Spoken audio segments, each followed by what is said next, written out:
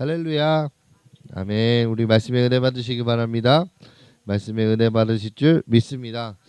우리 사랑하는 본이 되는 교회 우리 온라인과 또 현장에서 함께 참여하고 계신 모든 성도 여러분들에게 하나님의 사랑과 축복이 가득 넘치시길 주님의 이름으로 축복합니다. 오늘 말씀의 제목은요. 생명보다 소중한 복음 전도라는 제목으로 함께 말씀을 나누고자 합니다. 이 시간은 한 인물을 소개하면서 말씀을 시작하려고 합니다. 1927년 오리건 포틀랜드에서 나고 자라서 복음 전도자로 살다가 순교한 짐 엘리엇이라는 사람입니다. 그는요 1949년 대학생 시절에 다음과 같은 유명한 말을 일기에 남겼습니다. 어떤 말이냐면 영원한 것을 얻고자 영원할 수 없는 것을 버리는 자는 바보가 아니다 라는 말을 남겼습니다.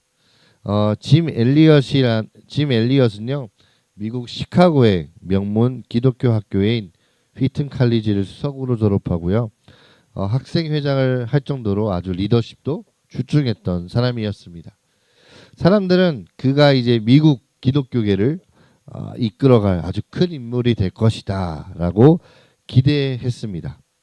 그럼 그가 자신에게 이 들어온 모든 좋은 제안들, 뭐 사역자라든지 아니면 교수 자리라든지 이런 자리들을 좋은 제안을 모두 뿌리치고요 낯선 땅 에콰도르에 선교사로 가기로 작정합니다.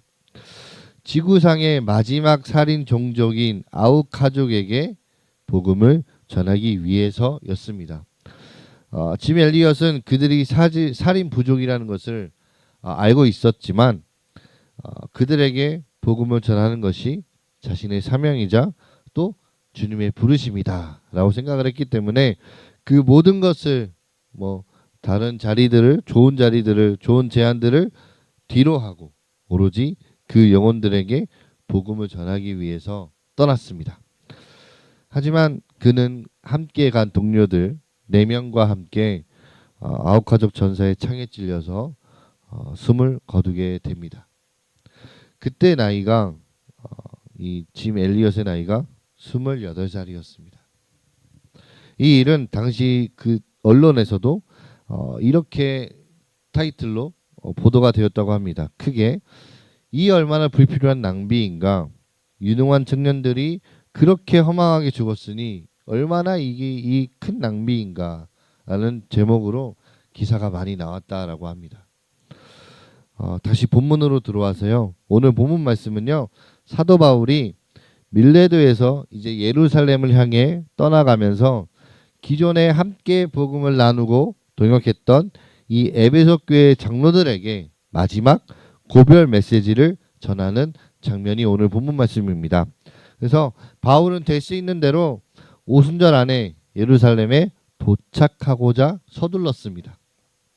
그 당시 교회의 중심은 예루살렘 교회였기 때문에 바울은 아마 그곳에 가서 그동안의 선교 사역을 보고한 후에 그 열매들에 대해서 공적으로 인정을 받고 또 다시 선교지로 보냄을 받아 복음을 전하고자 했을 것입니다. 그렇기에 바울은 기존에 사역하던 에베소에 들릴 여유가 없었습니다. 그래서 자신이 머물러 있던 그 밀레도로 에베소 교회 장로들을 청하여서 고별 설교를 했습니다. 그래서 먼저 바울은 에베소에서 자신이 감당해 오던 사역을 회상합니다. 바울의 말에 따르면 그가 행한 모든 사역을 그들은 이미 알고 있었다라고 합니다. 그동안 바울이 이 겸손과 눈물과 시험을 당하여도 참고 견디면서 주님을 섬긴 것과 유익한 것은 어디에서든 거리낌 없이 전하고 가르쳤던 것. 유대인이든 헬라인이든 하나님께 대한 회개와 우리 주 예수 그리스도께 대한 믿음을 증언한 그 모든 것을 다 이미 알고 있었다는 얘기죠. 그리고 바울은 또 다른 사역을 위해서 예루살렘으로 떠날 계획을 장로들과 에베소 교회 장로들과 함께 나누었습니다. 그런데 그 계획에는 한 가지 문제가 있었습니다. 어떤 문제가 있었냐면 바로 바울 자기를 대적해서 해하려는 자들이 적지 않다라는 것을 알게 되었습니다. 이를 성령께서 바울에게 증언해 주셨고 이로 인해 바울은 자신이 가는 길이 몹시 고되고 험할 것이라는 사실을 직감하고 있었습니다. 그럼에도 불구하고 바울은요, 성령의 강한 뜻을 확실하게 깨달아 알았기 때문에 그 모든 어려움을 감수하기로 마음을 정하고 예루살렘으로 가려는 계획을 포기하지 않았습니다. 바울이 이 어려운 상황 속에서도 그렇게 결단하고 행동할 수 있었던 이유가 무엇일까요?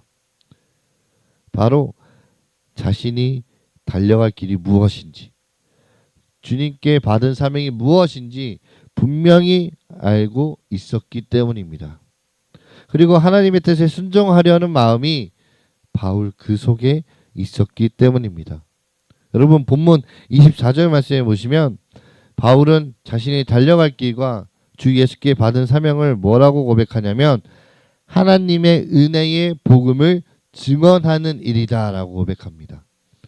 그리고 그 길과 또한 그 사명에 대해서 뭐라고 고백하냐면 자신의 생명조차 조금도 귀한 것으로 여기지 않는다라고 고백합니다. 바울의 이러한 모습은요, 마치 십자가의 길을 걷는 예수님의 모습과 무척 닮아 있습니다. 예수님도 자신이 장차 사람들의 손에 넘겨져서 많은 고난을 받고 또 버림받아서 죽임을 당할 것을 미리 알고 계셨습니다. 그리고 십자가에 달리시기 전에 내적인 갈등을 겪기도 하셨습니다. 그러나 예수님은요, 사명을 저버리는 유혹에 빠지지 않기 위해서 힘쓰고 또 애쓰면서 다음과 같이 간절히 기도하셨습니다. 우리 누가복음 22장 42절 말씀 함께 읽겠습니다. 화면 보면서 함께 읽어볼까요? 시작. 이르시되 아버지여 만일 아버지의 뜻이거든 이 잔을 내게서 옮기시옵소서. 나 그러나 원대로 마옵시고 아버지의 원대로 되기를 원하나이다 하시니. 아멘. 마찬가지로 바울도 이 어렵고 힘든 이 고난의 길이 자신 앞에 놓여져 있다는 것을 알았기 때문에 사역을 감당하러 떠나기 전에 무릎을 꿇고 그 사람들과 함께 기도했습니다. 예수님과 바울처럼 우리에게도 달려가야 할 길이 있습니다. 그것은 바로 주 예수께서 우리에게 맡기신 사명, 곧 하나님의 은혜의 복음을 증언하는 일입니다. 예수님을 승천하시기 전에 이 땅에 남겨진 제자들에게 다음과 같이 말씀하셨습니다. 너무 유명한 말씀이죠. 우리 마태복음 19장에서 28장 19절에서 20절까지의 말씀 우리 함께 읽어보도록 하겠습니다. 시작. 너희는 가서 모든 민족으로 제자를 삼아 아버지와 아들과 성령의 이름으로 세례를 베풀고 내가 너희에게 분부한 모든 것을 가르쳐 지키게 하라. 볼지어다 내가 세상 끝날까지 너희와 항상 함께 있으리라 하시니라. 아멘. 또 사도행전 1장 8절 말씀입니다. 함께 있습니다. 시작. 오직 성령이 너희에게 임하시면 권능을 받고 예루살렘과 온 유대와 사마리아와 땅끝까지 이르러 내 증인이 되리라 하시니라. 아멘. 질문 하나 드리겠습니다. 사랑하는 성도 여러분들, 여러분은 우리 주 예수 그리스도를 믿음으로 하나님의 자녀가 되셨습니까? 그리고 성령을 받으셨습니까? 그렇다면 여러분은 사도들과 같이 바울과 같이 예수님의 증인으로서 복음을 전하는 사명을 부여받았습니다. 이것은 특별히 누군가에게만 주어진 것이 아니라 예수님을 믿고 따르는 모든 제자들에게 주어진 명령입니다. 이제 우리가 달려가야 할 길이 우리 앞에 분명히 보이게 되었습니다. 우리의 사명, 곧 하나님의 은혜의 복음을 전하는 일이 우리에게 주어졌습니다. 이 일을 위해서 누가 헌신하고 누가 마음을 내어 드립니까? 오늘 하나님께서는요, 우리가 바로 그러한 일을 감당하는 자들이 되기를 원하십니다. 그러나 여러분, 우리가 이 사명을 감당하는 길에는요, 분명히 고난과 어려움이 있을 것입니다. 우리 주님도 그것을 아셨습니다. 그렇기에 자신을 따라오려는 제자들을 향해서 다음과 같이 말씀하셨습니다. 우리 누가복음 9장 23절 말씀입니다. 한 번 더 함께 읽어볼까요? 시작. 또 우리에게 이르시되 아무든지 나를 따라오려거든 자기를 부인하고 날마다 제 십자가를 지고 나를 따를 것이니라. 아멘. 또 한 구절 보겠습니다. 누가복음 14장 26절에서 27절 말씀입니다. 함께 있습니다. 물은 내게 오는 자가 부모와 처자와 형제와 자매와 더욱이 자기 목숨까지 미워하지 아니하면 능히 내 제자가 되지 못하고 누구든지 자기 십자가를 지고 나를 따르지 않는 자도 능히 내 제자가 되지 못하리라. 아멘. 여러분, 어떤 고난과 역경이 우리에게 다가오고 어떤 환난과 결박이 우리를 기다린다 해도요, 우리가 예수님의 제자로서 그의 길을 따라 걷는다면 우리는 성령에 매여서 오직 주의 사랑에 매여 그 일을 감당해야 합니다. 여러분, 서두에 이야기한 우리 짐 엘리엇의 죽음 소식에 대한 언론의 반응 기억하십니까? 얼마나 불필요한 낭비인가?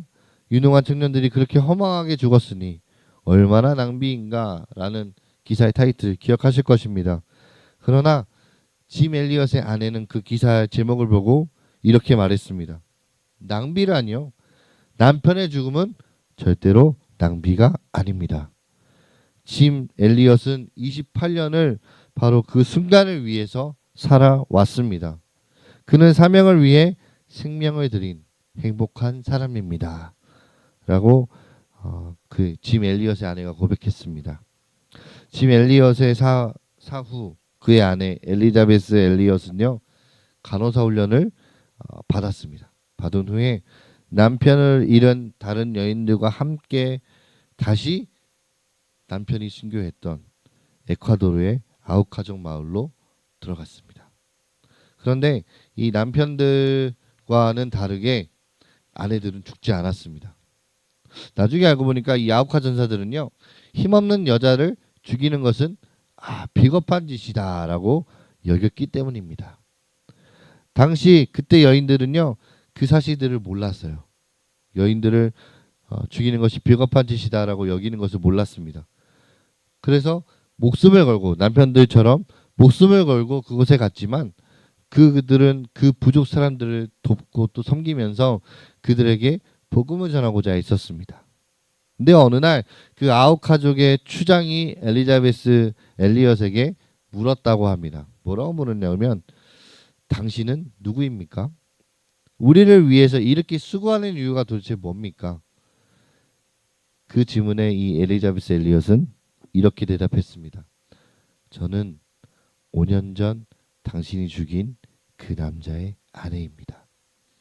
그러나 하나님의 사랑 때문에 당신들에게 오게 되었습니다. 라고 추장한테 이야기했다고 합니다. 그리고 계속해서 그 아우카족에 향한 그 돌봄과 사랑을 베풀고 복음을 전한 결과 어떻게 됐냐? 이 아우카 부족 사람들은요, 그 부족 사람들 모두가 예수님을 믿게 되었고요. 짐 엘리엇을 죽였던 전사는 나중에 목사님이 되었습니다. 또한 짐 엘리엇의 순교 이후 36년이 지난 1962년 6월 11일에는요. 와다니 마을에서 와다니어 신약성경 봉헌식이 열렸습니다. 그때 당시 살아있던 아우카 전사 중 3명은요. 그 교회의 장로가 되었다라고 합니다. 여러분, 말씀을 마무리하겠습니다. 우리 사랑하는 본이 되는 교회 성도 여러분들, 21살의 대학생 짐 엘리엇이 일기에 적었던 것처럼 영원한 것을 얻고자 영원할 수 없는 것을 버리는 자는 바보가 아니다 라는 사실을 기억할 수 있기를 바랍니다. 하나님께서 맡기신 사명을 감당하기 위해서 자신의 생명을 조금도 귀한 것으로 여기지 않았던 예수님과 바울, 그리고 짐 엘리엇의 삶을 우리가 생각할 때 우리도 하나님의 나라의 백성으로서 마땅히 복음 전도의 사명을 잘 감당해야 할 것입니다. 어, 여러분 기억하십시오.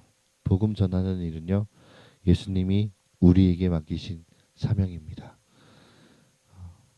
하나님 나라의 백성은 생명보다 소중한 복음 전도의 삶을 살아가야 합니다. 여러분, 우리가 앞두고 있던 게 있죠. 1월 3일부터 5일까지 진행되는 신년감사 축복 부흥회가 있습니다. 우리가 그때를 위해서 지금 우리가 사명을 가지고 나가야 할 시기라고 생각을 합니다.